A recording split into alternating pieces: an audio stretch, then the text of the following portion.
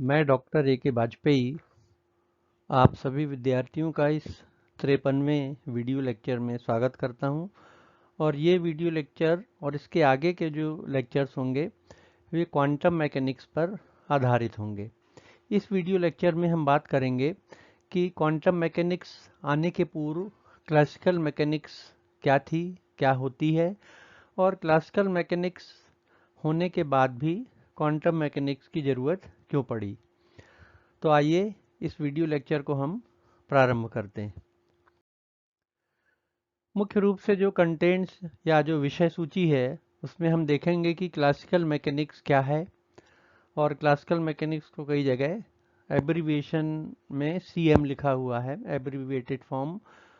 इसकी डेफिनेशन क्या है, इसका स्पष्टीकरण क्या है, एक्सप्लेनेशन क्या है, और कौन कौन सी ऐसी घटनाएं हैं जिनको समझाने में क्लासिकल मैकेनिक्स सफल हुई, और इसी तरह क्लासिकल मैकेनिक्स कौन सी घटनाओं को नहीं समझा पाई, मतलब फेलियर्स ऑफ क्लासिकल मैकेनिक्स। और उसके बाद फिर क्वांटम मैकेनिक्स की आवश्यकता क्यों पड़ी। ये सारी चीज़ें हम इस वीडियो लेक्चर में देखेंगे। सबसे पहले आते हैं इसकी परिभाषा।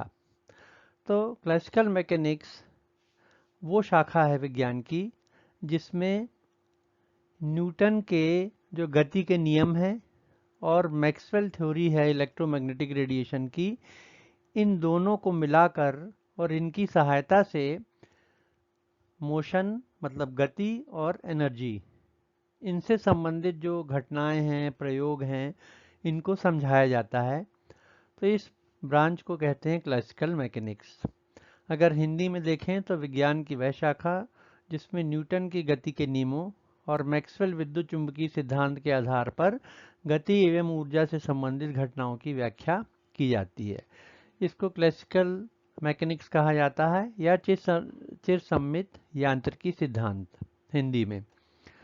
तो अब आपने ये देखा, ये स्पष्ट हो गया है बिल्कुल कि न्यूटन के जो गति के नियम हैं, गति के नियम के अलावा जो ग्रेविटेशनल लॉ है, गुरुत्वाकर्षण का नियम है, इनको अगर हम सम्मिलित रूप से देखें तो इसको कहा जाता है न्यूटोनियम मैकेनिक्स। इसके लिए कौन सी टर्मिनोलॉजी है? न्यूटोनियम मैकेनिक्स। तो न्यूटोनियम मैकेनिक्स मतलब न्यूटन के गति के नियम, गुरुत्वाकर्षण के नियम और मैक्सवेल की इलेक्ट्रोमैग्नेटिक रेडिएशन की जो थ्योरी है, इन दोनों को अगर आप जोड़ दें, दोनों को कंबाइन कर दें, तो किसका जन्म होता है? क्लासिकल मैकेनिक्स का। तो क्लासिकल मैकेनिक्स बराबर होता है न्यूटोनियम मैकेनिक्स, और इलेक्ट्रोमैग्नेटिक रेडिएशन थ्योरी दोनों को अगर मिला दिया जाए तो क्लासिकल मैकेनिक्स कहलाती है। अब यहाँ पे देखिए न्यूटोनियम मैकेनिक्स। न्यूटोनियम मैकेनिक्स में दो भाग हैं। एक तो जो न्यूटन्स के 3 नियम हैं गति से संबंधित, Newton's first law, second law और थर्ड लॉ, और लॉ ऑफ ग्रेविटेशन, गुरुत्वाकर्षण का नियम। इन दोनों को, जैसा अभी मैंने आपको बताया, कहा जाता है न्यूटोनियम मैकेनिक्स। और इसके अलावा electromagnetic radiation theory, electromagnetic radiations आपको मालूम है, X rays, gamma rays, UV rays, microwave इत्यादि। तो इनको कहा जाता है ईएमआर या इलेक्ट्रोमैग्नेटिक रेडिएशन। और इसके संबंध में मैक्सवेल ने कुछ एक सिद्धांत दिया था। मुख्य रूप से जो बिंदु थे वो यहाँ अपन लेंगे।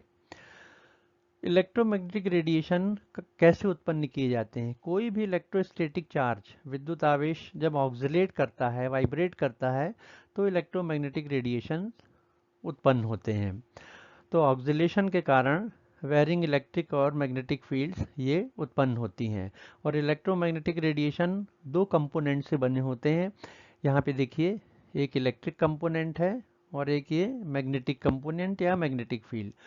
और ये दोनों एक दूसरे के परपेंडिकुलर होते हैं और उसी डायरेक्शन में मूव करते हैं जिस डायरेक्शन में रेडिएशन जा रहा है। फिर जितने भी इलेक्ट्रोमैग्नेटिक रेडिएशन है, ये लाइट की जो वेलोसिटी है, प्रकाश का जो वेग है, उसके बराबर उसी वेग से चलते हैं।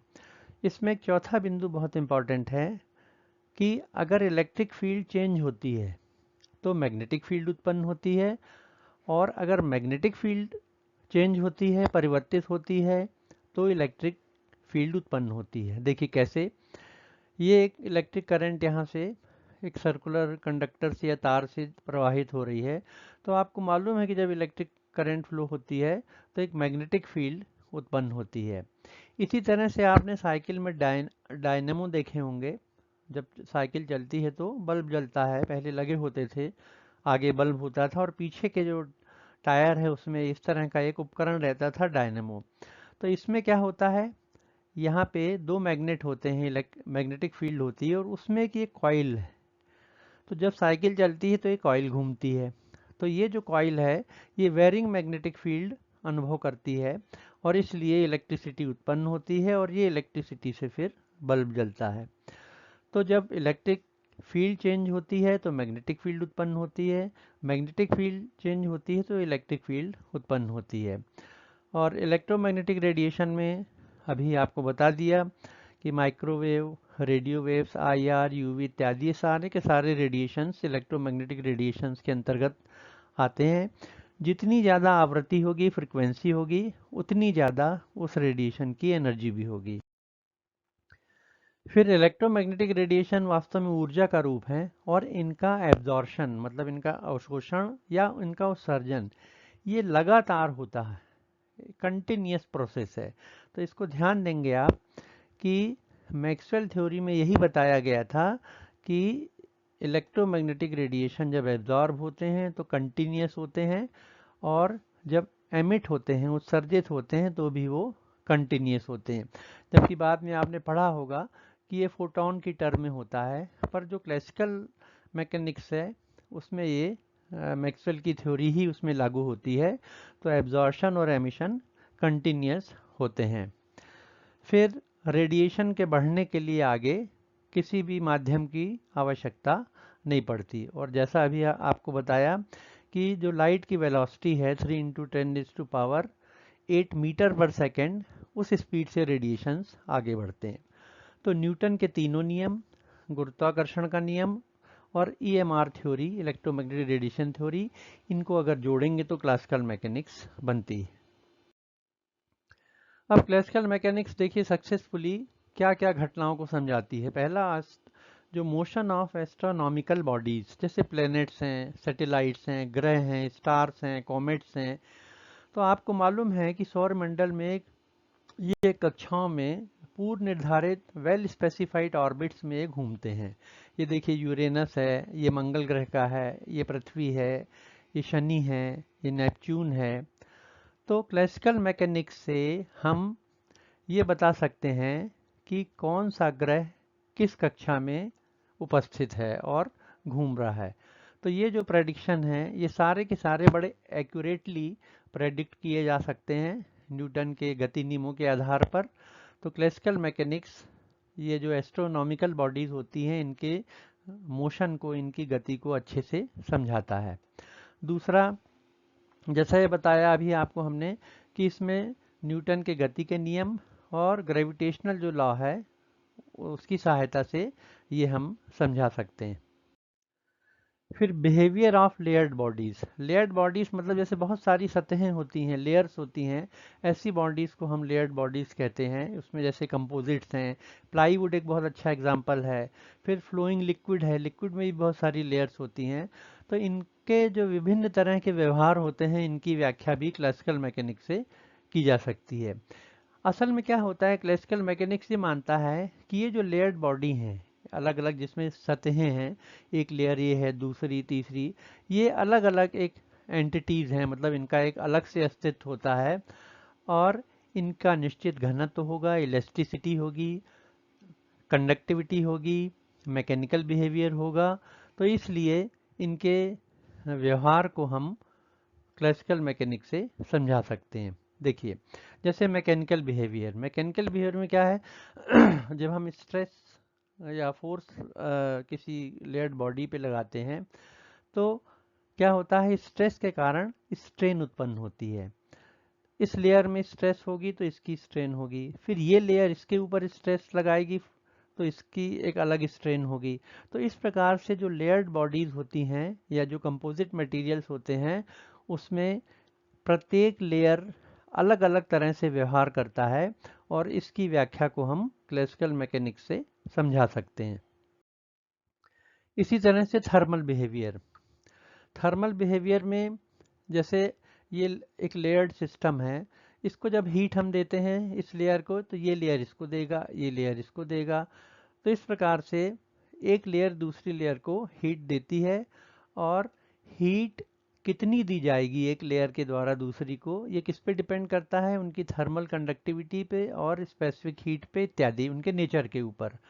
तो ये जो थर्मल बिहेवियर है लेयर्ड सिस्टम का, इसकी थर्मल बिहेवियर की व्याख्या क्लासिकल मैकेनिक्स से की जा सकती है। इसी तरह से डायनेमिक बिहेवियर, जब एक्सटर्नल फोर्स लगाते हैं हम, तो क्या होता है, एक लेयर इसका मूवमेंट होता है, गति होती है उसमें, और इसके कारण दूसरी लेयर में फोर्स लगेगा तो ये भी गतिशील होगा, फिर ये भी गतिशील होगी। तो ये सारी जो व्याख्याएं हैं डायनेमिक बिहेवियर की, ये भी क्लासिकल मैकेनिक्स में हम न्यूटन के नियम के द्वारा उनको लागू करके व्याख्या इनकी की जा सकती है। इसी तरह से वाइब्रेशन ऑफ स्ट्रिंग, ये देखिए आप, अगर हम एक रस्सी लेते हैं, स्ट्रिंग लेते हैं और दोनों छोर पे बांध देते हैं, और इसको जब तनाव उत्पन्न करते हैं तो आपने देखा होगा कि इस तरह से वाइब्रेशन होते हैं, और तनाव उत्पन्न करेंगे तो ये होने लगा, और ज़्यादा अगर आप खींचेंगे टेंशन से इस डोरी को तो इस तरह से देखिए कैसे स्प्रिंग वाइब्रेट कर रही है। अब यहाँ आपने ध्यान दिया होगा, ये दो लाल बिंदु हैं, ये जो लाल बिंदु हैं ये कहलाते हैं नोड्स, और ये स्थिर रहते हैं, इनकी पोजीशन देखिए नहीं बदल रही। ये देखिए ये वहीं के वहीं है, ये भी वहीं है, ये भी वहीं है, ये भी यहीं है। किसकी पोजीशन बदल रही है, जैसे ये हरा बिंदु है इसकी पोजीशन बदल रही है। तो इनको कहा जाता है, जो लाल बिंदु हैं जिनकी स्थिति बदलती नहीं है, ये नोड्स कहलाते हैं, और जिनकी स्थिति चेंज हो रही है, जैसे हरा बिंदु है, ये चेंज हो रही है, ये चेंज हो रही है अपनी जगह पे, ये कहलाते हैं एंटी नोड्स। तो ये एक एग्जांपल है स्टैंडिंग वेव्स का, इनको कहा जाता है स्टैंडिंग वेव, और इनकी व्याख्या भी क्लासिकल मैकेनिक्स से की जा सकती है। अब ये जो फ्रीक्वेंसी है वाइब्रेशन की, ये डिपेंड करती है टेंशन, कितना तनाव हम उस धागे को या डोरी को देंगे। जितना ज़्यादा टेंशन से आप इस डोरी को या स्ट्रिंग को खींचेंगे, ऊपर नीचे करेंगे, तो उतनी ज़्यादा फ्रीक्वेंसी होगी वाइब्रेशन की, उतनी ज़्यादा फ्रीक्वेंसी होगी।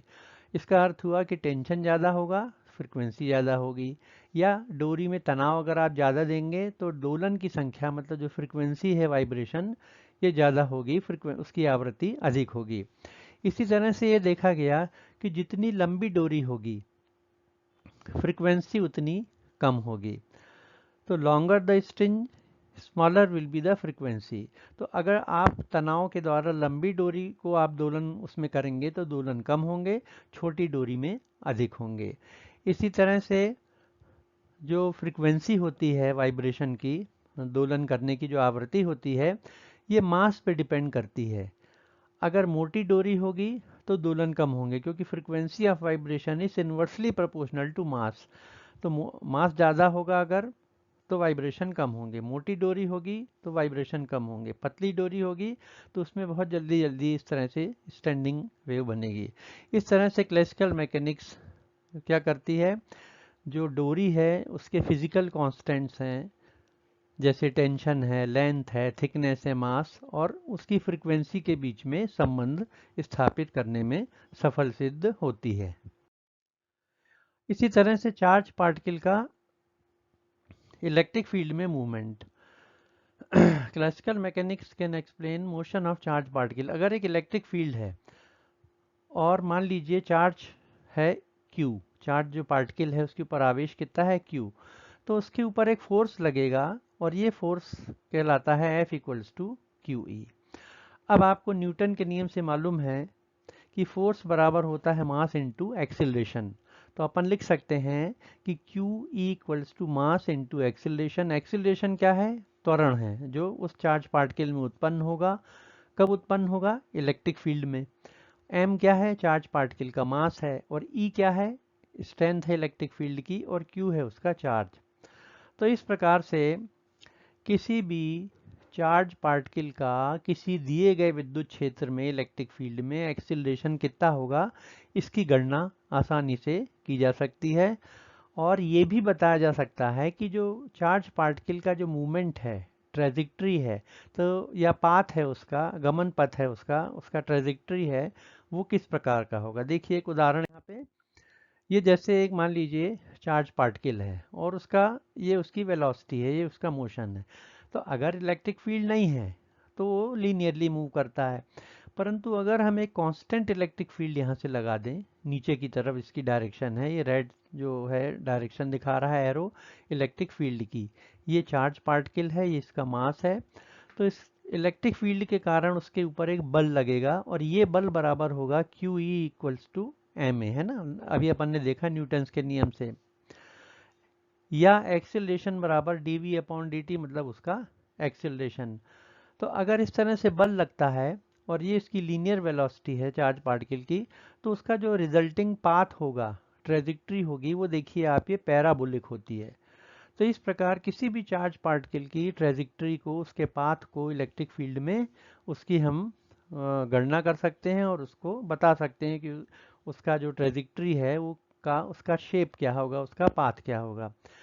ये कांस्टेंट इलेक्ट्रिक फील्ड थी। अगर वेरिंग इलेक्ट्रिक फील्ड लेते हैं तो क्या होता है, जो ट्रेजेक्ट्री है बड़ी कॉम्प्लिकेटेड होती है, कॉम्प्लेक्स होती है।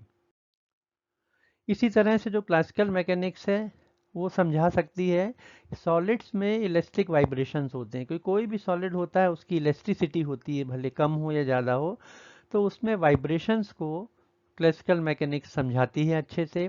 इसी तरह से जो लिक्विड्स होते हैं जब फ्लो होते हैं, जो विस्कस होगा धीरे धीरे फ्लो होगा, अगर कम विस्कस है तेजी से फ्लो होता है, तो एक लेयर दूसरे लेयर पे फोर्स लगाती है। ये सारी गणनाएं हम क्लासिकल मैकेनिक्स से कर सकते हैं, परंतु इसके बाद भी क्लासिकल मैकेनिक्स की कुछ सीमाएं होती है। जैसे ये सीमाएं ये है कि पहली चीज़ तो ये है कि ये जो बड़े ऑब्जेक्ट होते हैं, मैक्रोस्कोपिक जो ऑब्जेक्ट होते हैं, केवल ये उन्हीं पर लागू होती है क्लासिकल मैकेनिक्स। और दूसरा, ऐसे ऑब्जेक्ट जो लगभग लाइट की वेलोसिटी से मूव करते हैं, वहाँ पे क्लासिकल मैकेनिक्स लागू नहीं होती। इसी तरह से जो सब एटॉमिक पार्टिकल्स हैं, बहुत छोटे छोटे पार्टिकल्स होते हैं, जैसे इलेक्ट्रॉन है, प्रोटॉन है, इत्यादि, न्यूट्रॉन है, तो इनके बिहेवियर की व्याख्या क्लासिकल मैकेनिक्स से हम नहीं कर पाते। तो ये उसकी सीमाएं हो जाती हैं, लिमिटेशंस हो जाती हैं। और इसके बावजूद भी जब तक क्वांटम मैकेनिक्स नहीं आई थी, क्लासिकल मैकेनिक्स का राज रहा और वो सफलता से बहुत सारे प्रयोगों के परिणामों की व्याख्या उसने की सहायता से की जा सकती थी। अब क्लासिकल मैकेनिक्स ने सारी चीज़ें समझा दी, परंतु इसके बाद भी बहुत सारे एक्सपेरिमेंट, जब मॉडर्न साइंस शुरू हुई, मॉडर्न फिजिक्स अस्तित्व में आई, जब इंस्ट्रूमेंटेशन अस्तित्व में आया, तो बहुत सारी घटनाओं की व्याख्या नहीं की जा सकी। जैसे ब्लैक बॉडी रेडिएशन एक्सपेरिमेंट्स, तो आपने पढ़ा होगा ब्लैक बॉडी रेडिएशंस क्या होते हैं। फोटो इलेक्ट्रिक इफेक्ट आपने पढ़ा होगा। फोटो इलेक्ट्रिक इफेक्ट के जो रिजल्ट्स हैं क्लासिकल मैकेनिक्स से हम नहीं समझा पाते, कॉम्पटन इफेक्ट के। फिर जो सॉलिड्स हैं उनकी स्पेसिफिक हीट, विशिष्ट ऊष्मा, स्ट्रक्चर ऑफ एटम, ये ऐसे बहुत सारे जो मॉडर्न एक्सपेरिमेंट्स हैं जिनकी व्याख्या क्लासिकल मैकेनिक्स से नहीं की जा सकी, और इसीलिए फिर क्या हुआ, क्वांटम मैकेनिक्स का जन्म हुआ। तो ये अनुभव किया गया कि क्लासिकल थ्योरी के अलावा कोई ऐसा सिद्धांत होना चाहिए जो इन सारी घटनाओं की, वैज्ञानिक घटनाओं की वैज्ञानिक तरीके से व्याख्या कर सके, और यहाँ से फिर क्वांटम मैकेनिक्स शुरू होती है। तो थैंक यू सो मच, बहुत बहुत धन्यवाद आप लोगों का। और अगले लेक्चर में हम देखेंगे कि ब्लैक बॉडी रेडिएशन जो एक्सपेरिमेंट्स थे ये क्या थे, और फोटो इलेक्ट्रिक इफेक्ट जो था उसमें कौन कौन से परिणाम ऐसे थे जिनकी व्याख्या क्लासिकल मैकेनिक्स से नहीं की जा सकी। थैंक यू, और इस चैनल को भी आप सब्सक्राइब कीजिएगा।